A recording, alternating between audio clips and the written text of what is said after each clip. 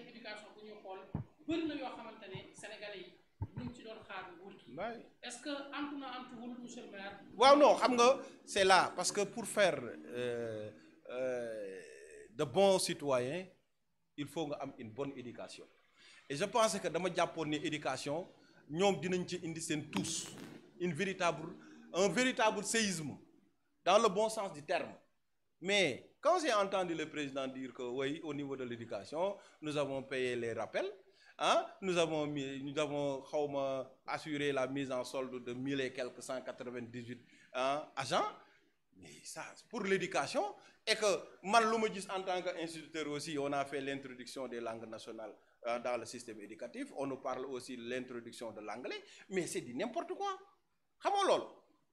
parce que moi je côtoie des instituteurs yi nga xam ne ñoom la ñu jox CI mais dañuy baabee parce que toute la logistique bu ñu waroon accompagner et puis mais c'est marrant nga jël ay langues 7 langues nationales le Sénégal c'est un petit pays de 18 millions d'habitants xam nga yow nan nga mën a jëlee 7 langues nationales mën a pàccal ko cette introduction de langue nationale tey boo ñëwee dans le Kayor on parle wolof nga dem dans le Fouta ñu ne la alpulaar la nga dem dans le Sine ñu ne la séeréer nga dem dans le Bundu dans la zone ñu ne la Bassari ay Mandeng nga dem dans la Casamance on parle de Joola etc. Mais Sénégal c'est un seul pays. Moi j'ai compris que ñu ni une seule langue nationale jeex na. xam nga bu ñu am complexe le français c'est une langue de travail tout simplement bu ñu ko defee suñu langue officielle mun nañoo jël ni bon le français est en perte de vitesse nañ dem jël anglais mais tey nos plus grands scientifiques là ont été moulés par le système traditionnel tey on a Cheikh Anta Diop kenn mënu ko dénier xam nga xam-xamam tey boo jëlee nos ingénieurs qui ont lancé le satellite mais ñoom fu ñu jàngee. Donc dans l'éducation man gisuma ci véritable révolution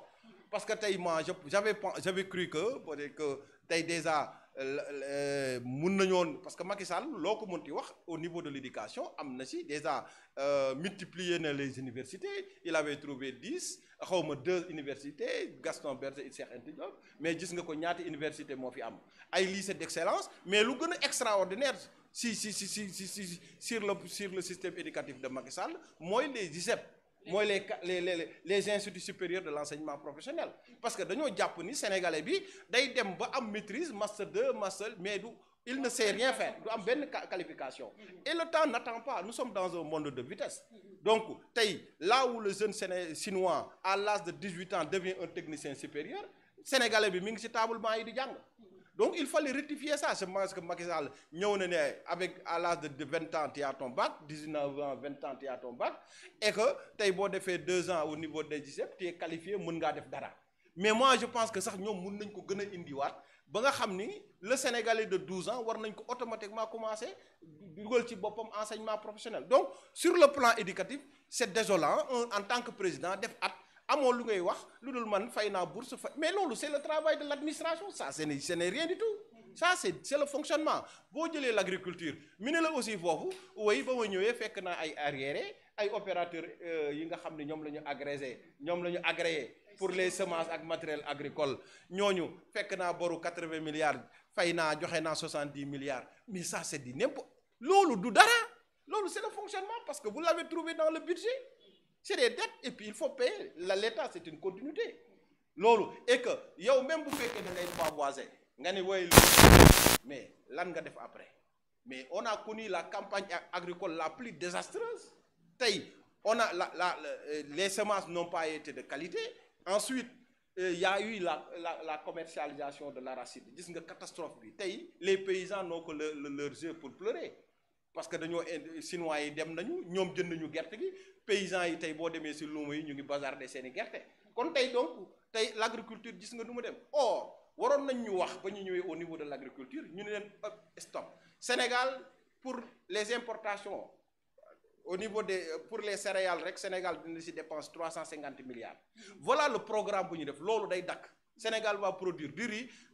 du mil du sorgho du maïs etc. pour ñu assurer suñu lii ñu xool séquences yi xool le montant blé tout cela ñu xool man foofu la mais qu'est-ce qu'ils nous disent oui on va mettre des coopératives agricoles.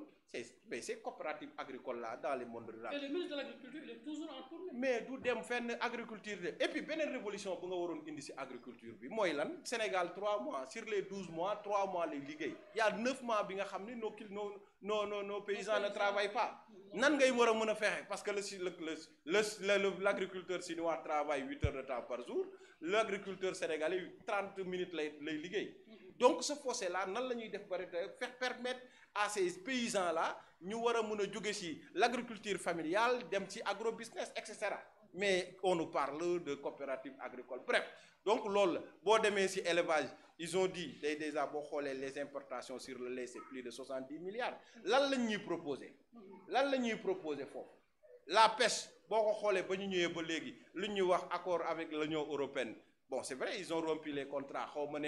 Est-ce que l'Union européenne moo dem wala ñoom ñoo romp mais le problème est là. Waxoon nañu Sonko dans ces discours-là mérifiques là waxoon nañu bu ñu ñëwee Sénégal jën du manqué di nga day bëri ba nga xam ni doo xam noo koy def.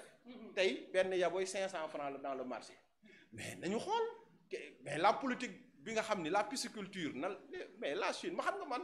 tax may joxe Chine parce que dañoo am fu ñu jóge am fu ñu egg actuellement la Chine fait pratiquement 1,3 milliard et quelques millions de personnes mais ñoom problème mu pénurie jën amu fa parce que ils ont développé la pisciculture